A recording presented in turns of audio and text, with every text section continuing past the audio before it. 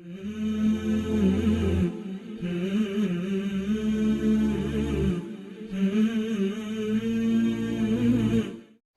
اللہ الرحمن الرحیم۔ آج ہم سبق نمبر 8 پڑھیں گے۔ 8 نمبر سبق میں 3 علامات ہیں: آ، کما، تما۔ ہما، کما، تما، یہ تینوں علامتیں اسم، فعل اور حرف سب کے آخر میں استعمال ہوتی ہیں۔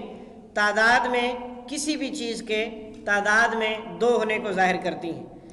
مثلاً ہما، اس کا ترجمہ کیا کریں گے؟ ان دونوں، غائب ہے نا، ان دونوں۔ مثال کے طور پر ربہما، ان دونوں کا رب۔ ہما کا ترجمہ ان دونوں، باقی لفظ رب ہے۔ رب کا لفظ ہم اچھی طرح جانتے پہچانتے ہیں۔ ربہما، ان دونوں کا رب۔ ولیہما، ولی دوست کو کہتے ہیں نا، ولی۔ ولیہما، ان دونوں کا دوست۔ نفعہما، ان دونوں کا فائدہ۔ ارحمہما، ان دونوں پر رحم فرما، ان دونوں پر رحم فرما۔ وہ دعا ہے نا قرآن پاک میں والدین کے لیے، رب ارحمہما کما ربیانی صغیرا۔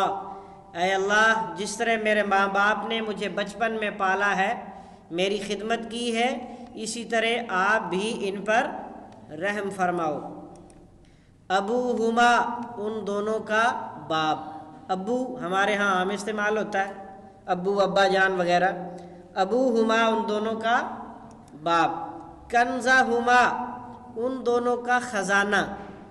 ایک کتاب ہے کنز الایمان، قرآن پاک کی تفسیر ہے، ترجمہ ہے۔ اسی طرح کنز خزانے کو کہتے ہیں۔ یہ ہماری زبان میں استعمال تو نہیں ہوتا، ہماری کچھ کتابوں کے نام ہیں بہرحال۔ کنزہما، ان دونوں کا خزانہ۔ قومہما، ان دونوں کی قوم۔ احدہما، ان دونوں میں سے ایک۔ نوٹ، ہما کبھی ہما بھی ہو جاتا ہے۔ قرآن مجید میں اس کی بہت ساری مثالیں ہیں۔ معنی میں کوئی فرق نہیں پڑتا، صرف پڑھنے میں آسانی پیدا کرنے کے لیے یہ تبدیلی کی جاتی ہے۔ مثلاً قرآن پاک میں ہے من احدہما، ان دونوں میں سے ایک۔ یہ ہما ہی ہے، صرف پڑھنے میں آسانی پیدا کرنے کے لیے۔ اس کو اگر آپ پڑھیں من احدہما تو پڑھنا تھوڑا سا مشکل ہے، اور اگر اس کو آپ پڑھیں گے من احدہما تو آسانی سے پڑھ لیں گے۔ تو عربی زبان میں ایسا چلتا رہتا ہے کہ پڑھنے میں آسانی پیدا کرنے کے لیے زبر کو زیر، زیر کو پیش، ہاں جی، اس طرح کی تبدیلیاں عربی زبان میں ہوتی رہتی ہیں۔ فیہما فاکہۃ، اب اگر اس کو پڑھیں فیہما تو مشکل ہے، فیہما انسان آسانی سے پڑھ لیتا ہے۔ تو زبان پر روانگی عربی زبان میں اس کا بڑا خیال رکھا جاتا ہے۔ فیہما فاکہۃ، ان دونوں باغات میں پھل ہیں۔ دوسری علامت ہے کما۔ یہ چونکہ کاف زبر کا سے کما بنا ہے، اس لیے ترجمہ تم دونوں حاضر کے حوالے سے۔ آگے چلیں، ربکما، تم دونوں کا رب۔ پہلے آپ نے پڑھا تھا ربہ، اس کا رب، پھر آپ نے پڑھا ربک، تیرا رب، اب آپ نے پڑھا ربکما، تم دونوں کا رب۔ علیکما، تم دونوں پر۔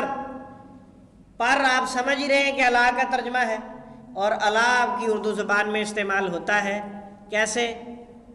علیحدہ، علی الاعلان، علی العموم وغیرہ۔ احدکما، تم دونوں میں سے ایک۔ معکما، تم دونوں کے ساتھ۔ لفظ ما اردو میں استعمال ہوتا ہے، ما اہل و عیال، معیت الہی، بما بھی استعمال ہوتا ہے با کے ساتھ۔ معکما، تم دونوں کے ساتھ۔ قلوبکما، قلوب جمع ہے قلب کی۔ قلب دل کو کہتے ہیں، قلب دل کو کہتے ہیں۔ ایک بڑا پیارا شعر ہے، آپ کو سناتا ہوں۔ قلب کے لفظ کو اس میں استعمال کیا گیا ہے۔ قلب میں سوز نہیں، روح میں احساس نہیں، قلب میں سوز نہیں، روح میں احساس نہیں، کچھ بھی تمہیں پیام محمد کا پاس نہیں صلی اللہ علیہ وسلم۔ قلوبکما تم دونوں کے دل، اتبعکما اس نے پیروی کی تم دونوں کی،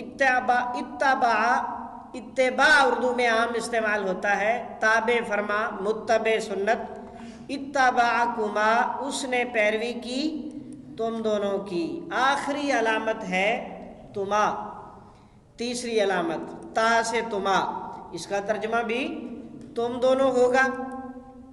شئتما تم دونوں نے چاہا، ایک لفظ آپ بولا کرتے ہیں انشاءاللہ، عموماً انسان یہ اس وقت کہتا ہے جب کسی سے کوئی وعدہ کرنا ہو یا کوئی ایسا کام جو اب نہیں ہو سکتا بعد میں کرنا ہے، وَلَا تَقُولَنَّ لِشَيْءٍ إِنِّي فَاعِلٌ ذَلِكَ غَدًا، اے میرے حبیب کسی کام کے متعلق یہ نہیں کہنا کہ میں یہ کل کام کروں گا، إِلَّا أَن يَشَاءَ اللَّهُ، مگر ساتھ انشاءاللہ ضرور کہنا ہے۔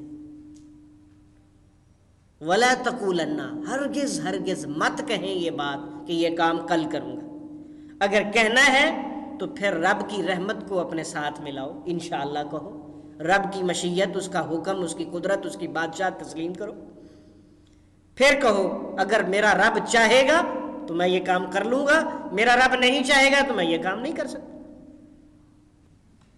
تو یہ ساری بات شئتما کے لفظ سے نکلی ہے۔ ماشاء اللہ اور انشاءاللہ اسی لفظ سے ملتے جلتے الفاظ ہیں۔ انشاءاللہ اگر اللہ چاہیں گے، ماشاءاللہ جو اللہ چاہتے ہیں وہ ہو جاتا ہے۔ مشیت الہی بھی اسی کا نام ہے، عموماً ہمارے ہاں یہ لفظ بھی بولا جاتا ہے مشیت الہی کے مطابق یہ ہو گیا۔ تو مشیت الہی کیا ہے؟ اللہ کا حکم، اللہ کی اجازت، اللہ کی رحمت شامل حال ہوتی ہے۔ انتما تم دونوں، سبق ہمارا مکمل ہوا۔ ہما کا ترجمہ وہ دونوں، کما کا ترجمہ تم دونوں، اور تما کا ترجمہ تم دونوں۔